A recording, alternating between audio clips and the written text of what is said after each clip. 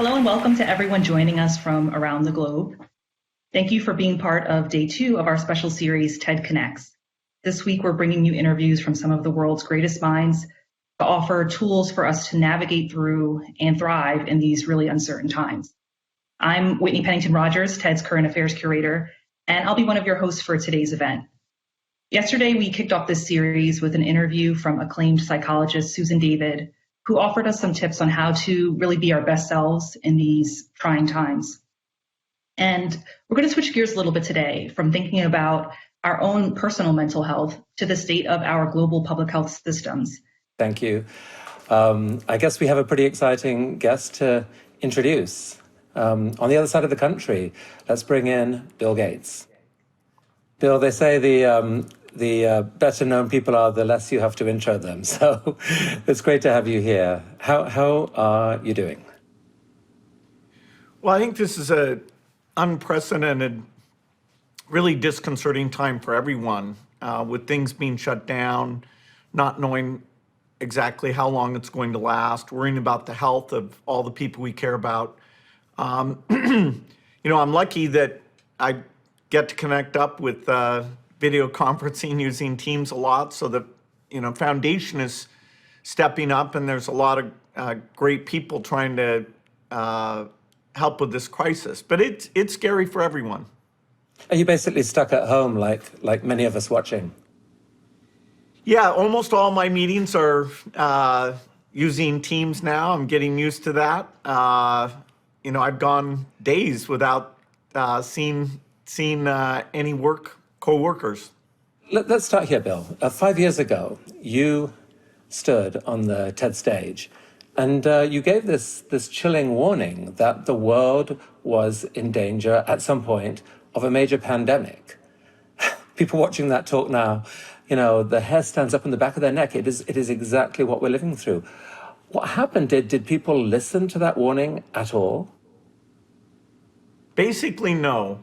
I was hopeful that with the Zika and Ebola and SARS and MERS, they all reminded us that particularly in a world where people move around so much, you can get huge devastation. And so the talk was to say, hey, we're not ready for the next pandemic, but in fact, there's advances in science that if we put resources against them, we can be ready. Sadly, very little was done. There were some things. The Coalition for Epidemic Preparedness Innovation, CEPI, was funded by our foundation, Wellcome Trust, and a number of governments to do some of the platform vaccine work. But in the area of diagnostics, antibodies, antivirals, basically doing the disease games that I talked about where we'd simulate what needed to be done, we hardly did anything. And so now here we have a respiratory virus that is sadly fulfilling some of the more negative predictions I made. I mean, last month you said that this might be the big one. You wrote that this could be the sort of once in a century pandemic that people had been fearing. Is that how you think of it still? Well, it's awful to say this, but we could have a respiratory virus whose case fatality rate was even higher. If this was something like smallpox, that kills 30% of people. So this is horrific. But in fact, most people, even who get the COVID disease, are able to survive. So in that, it's quite infectious, way more infectious than MERS or SARS were.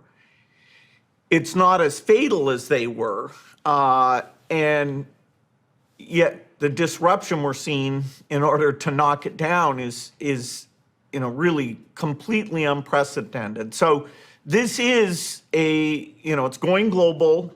It's respiratory. That was the great fear. How many people end up dying? Hopefully, if we do the right things, it won't be a gigantic number. So it's, we should end up not having a 1918 flu situation, we should be able to do a lot better than that.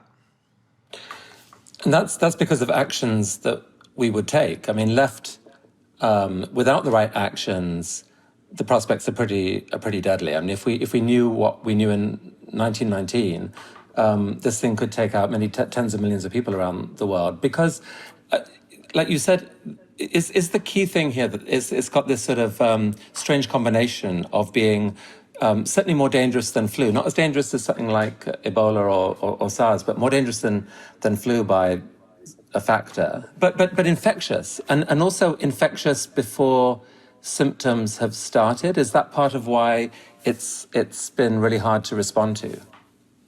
Right. So Ebola, you're actually flat on your back before you're very infectious. So you're not at church or in a bus or at a store. With most respiratory viruses like the flu and COVID, at first you only feel a little bit of a fever and a little bit sick. And so there's the possibility you're going about your normal activities and infecting other people. And so, human-to-human transmissible respiratory viruses that in the early stage aren't stopping you from doing things, that's kind of a worst case. And that's where, I did a flu simulation in the 2015 talk and showed how quickly it spread. Versus 1918, people move around a lot more now than they used to. And so that works against us. Now, the medical system that steps up to treat people is also far, far better. But when was it clear to you that that unless we acted, this could be a really deadly pandemic? Well, in January, it was discussed that there was human-to-human transmission taking place. And so, the alarm bells were ringing that this fits the very scary pattern, that it will be very difficult to contain. And on January 23rd, China did their equivalent of the shutdown, did it in a fairly extreme form. The very good news is that they were able to reduce the infection rates dramatically because of those actions. But it's January where everybody should have been on notice. Let's get our act together with testing. Let's get going on therapeutics and vaccines. We've got to get organized because we have this novel respiratory virus whose infectiousness and fatality put it in that super scary range. And so what did happen? Because it's such a mystery to me about the sort of the lost month of preparation. Certainly, I mean, in many countries, and certainly in the US, where we are. Were you on the phone to people during early February, late January, early February, saying, guys, what's going on? This is a really big deal. What are we doing? What was happening behind the scenes during that period? Well, you'd like to have government money show up for the key activities. We put out $100 million. We created the Therapeutics Accelerator. There's the period between when we realized it was transmitting and now where we should have done more. I think the most important thing to discuss today is that in the area of testing, we're still not creating that capacity and applying it to the people most in need.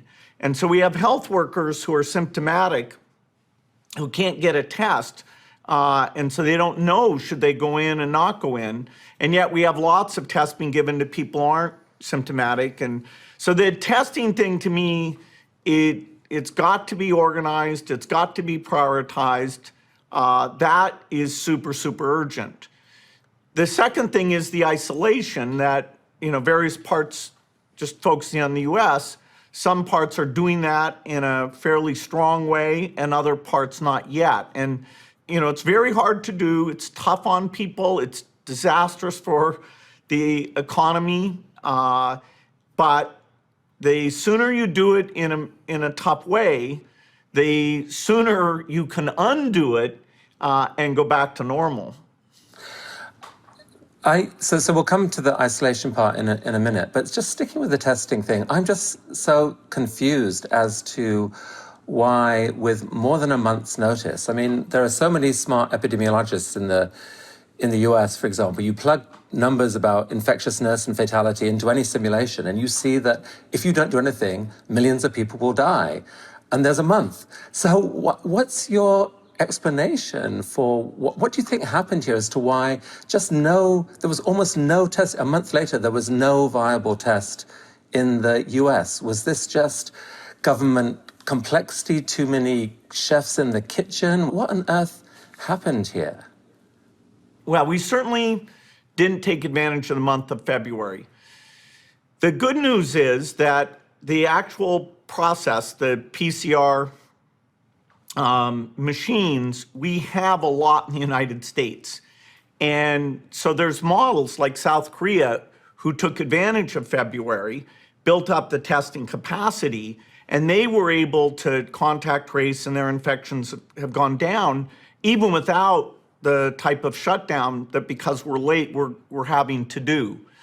One thing that is good news just this week is that people had thought to do this test that you had to have a nurse or doctor shove a swab way up all the way to the back of your throat, which hurts a lot, but also you're going to cough and potentially spread the disease to that healthcare worker. So they have to have protective equipment and change that. What we sent data to the FDA this weekend showing that just a individual by themselves swabbing up to the tip of their nose, the accuracy of that test is essentially the same as having a healthcare worker do it. That helps a lot. We still have to do other things, but that means that you don't have to change protective equipment. You just hand the patient that swab, they do it, put it in the test tube, and if the capacity's right, within 24 hours, you should get that result back.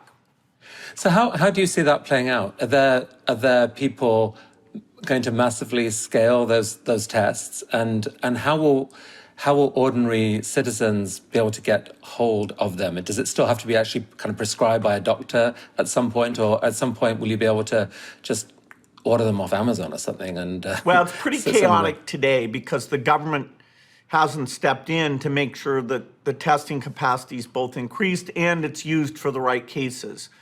There'll be a website, and if the federal government doesn't do it, a lot of local governments will have to do it, that you go to, you give your situation, including your symptoms. You're told, based on your work and your symptoms, are you a priority? If so, you're told where there are kiosks you can go to, and you'll do the self-swab and just hand it over. Or eventually, we'll send the kits to you at home, and then you'll send it back and hear that result. Maybe 6 months from now, you'll actually be able to you have a strip where you perform the test in the home. But for now, sending it back for the PCR processing, we can have massive capacity there. And that's how you know the testing is everything, because that's how you know whether you need to do more shutdown or you're starting to get to the point where you can relieve it. Some people are trying to argue now that almost the testing should be dialed back because the cat is out of the bag. Testing is bringing people together and risking infection. Forget that. Let's just focus on treatment and on isolation strategies. You disagree with that? Testing is still absolutely essential and needs to be scaled dramatically. Well, the two that go together are testing at very high volume and the isolation piece. If you're a medical worker, you want to stay and do your job. If you're making sure the electricity, water, food is still available, you want to do your job. And so testing is what indicates to you, do you need to go into isolation and make sure you're not the source of spread? And so, testing is the